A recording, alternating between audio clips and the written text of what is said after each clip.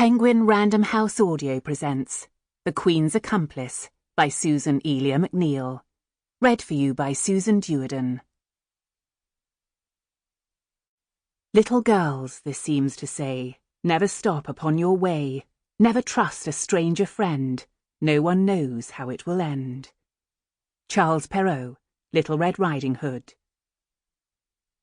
As a warning to female virtue, this monument is erected over the remains of Mary Ashford, a young woman, chaste as she was beautiful, who, in the 20th year of her age, having incautiously repaired to a scene of amusement without proper protection, was brutally violated and murdered on the 27th of May, 1817, in the parish of Aston. Proposed epitaph from a moral review of the conduct and case of Mary Ashford. The historian can peg the point where a society begins its sharpest decline at the instant when women begin to take part on an equal footing with men. Adolf Hitler, Mein Kampf. Prologue. The winds were changing. They were blowing in from the east now, Vera Baines noted, from the East End. Even though the air raids had stopped for the moment in London, as Hitler turned his attentions toward Russia, the docks, railroads and factories were still burning. Through her open bedroom window, she could smell cold wind scented with smoke and destruction. She watched as it ruffled the bare black branches of the trees of Regent's Park, rustling dead ivy. Since the war had begun, the park had become a desolate expanse of meandering walkways, overgrown shrubbery and long air raid trenches, an ideal location for crime, but not on her watch. As an ARP warden for her section in Marylebone, Vera Baines knew not only the winds, but the intricacies of light and dark.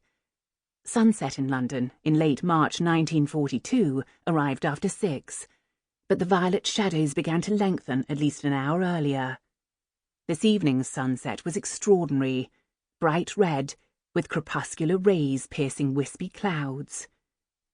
Despite barely clearing the 5-foot mark and a slight figure, at 83, Vera was a redoubtable woman.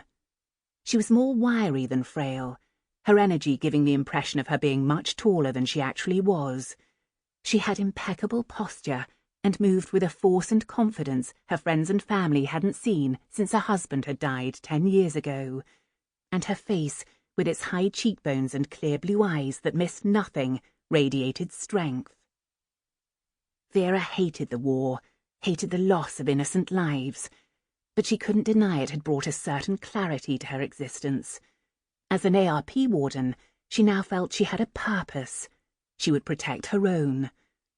As she surveyed the park's deepening shadows from the window of her bone-coloured Georgian terraced house, Vera felt responsibility, plus a fierce sense of love and pride. This was her London. These were her people. Nothing would happen to them on her century. It was time to begin her shift. Vera took one last look at the fading light, listening to the forlorn cries of the birds, then picked her way downstairs, leaning on the railing. At her door, she put on her ARP tin hat, dark blue wool overcoat and gloves, and reached for her walking stick, with a silver British bulldog on the handle.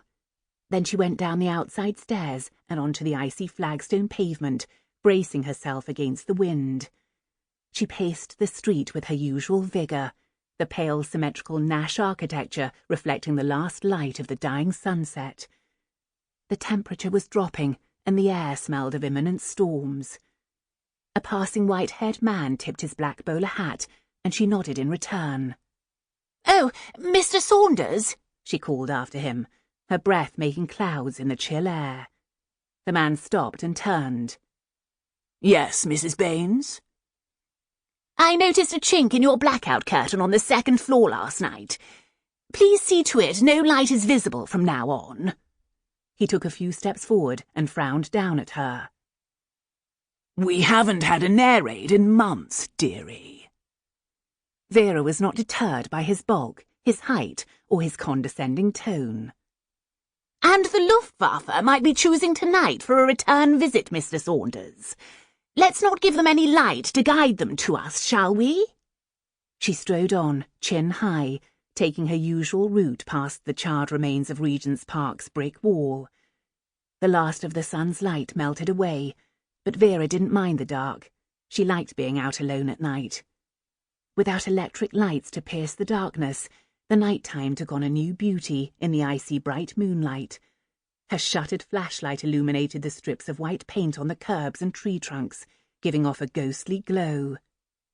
In the distance, she could hear the sounds of the city, the faint rumble of motor traffic, the clip-clop of horses' hooves on cobblestones, the screeches and flaps of bats off to their night's hunt.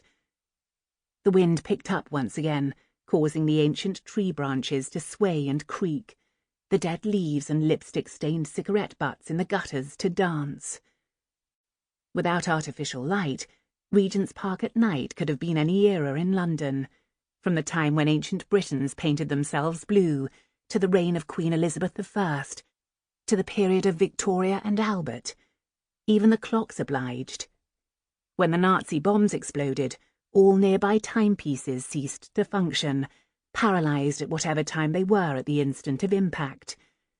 These comatose clocks were another reason Vera could imagine time telescoping, the suspended present creating an atmosphere where time travel seemed no mere fantasy. Really, anything seemed possible, especially in the shadows of night. It even smelled as it could have hundreds of years ago, the same stink of urine against the crumbling brick walls as there would have been in Pepys's day. In the darkness, Vera tripped and nearly fell, saved only by her trusty walking stick. "What the?" she muttered, her grip and leather gloves tight on the silver handle. She righted herself, glad Mr. Saunders hadn't been there to see. She looked down at a long blanket-wrapped bundle. Leaning over, flashlight in one hand, she lifted and pulled back the wool covering with the tip of her cane. Vera gave a sharp inhale, but didn't cry out when she saw the butchered body of a young woman. The corpse looked to have belonged to a girl in her early 20s, healthy and athletic, hair curled. Her throat had been slashed so savagely, her head was nearly severed from her body. Her belly had been slit through her ATS uniform, which was soaked through with blood.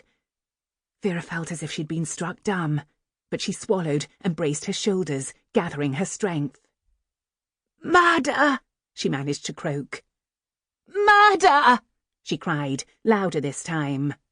Someone fetch the police!" A blonde boy in a tweed cap walking past stopped and stared. "What the devil's going on? Are you all right, Mum?" Vera lifted her chin, squared her shoulders, and deployed the stiff upper lip she'd perfected over a lifetime of practice. Yes, of course I am," she reassured him. "But I'm afraid she isn't," she added, pointing to the woman's mutilated body with the silver tip of her walking stick. The boy squinted in the darkness, eyes following the flashlight's beam. When he realised what he was seeing, he tore off his cap and crossed himself, whispering, "Bloody hell." He looked from the body back to Vera. "She's been ripped, Ma'am." He shook his head, his hands worrying at his hat. "Looked like she's been done in by Jack the Bloody Ripper himself." "What are you going on about, young man?" Despite her occasional daydreams, or night dreams, Vera had no patience for macabre nonsense. But the boy was looking past her to the park's brick wall, gaping at the lettering. With a shaking hand, Vera raised her flashlight. The words scrawled across the wall were in the same ghostly glowing white paint as the curbs. They read, "Jack is back." Chapter 1. Something was wrong. Maggie Hope was sure, but she couldn't yet put her finger on it. What could it be? Frowning, she went over the encoded document yet again. Maggie was working as a girl Friday in a dim reception room at 64 Baker Street at the Special Operations Executive's offices. It was in an anonymous grey limestone building down the street from Sherlock Holmes's fictional address and Regent's Park, only one of the many unremarkable SOE offices scattered around the Marylebone area of central London. Because of lack of space in Whitehall, Baker Street and its surrounding area had become... Sample complete. Ready to continue?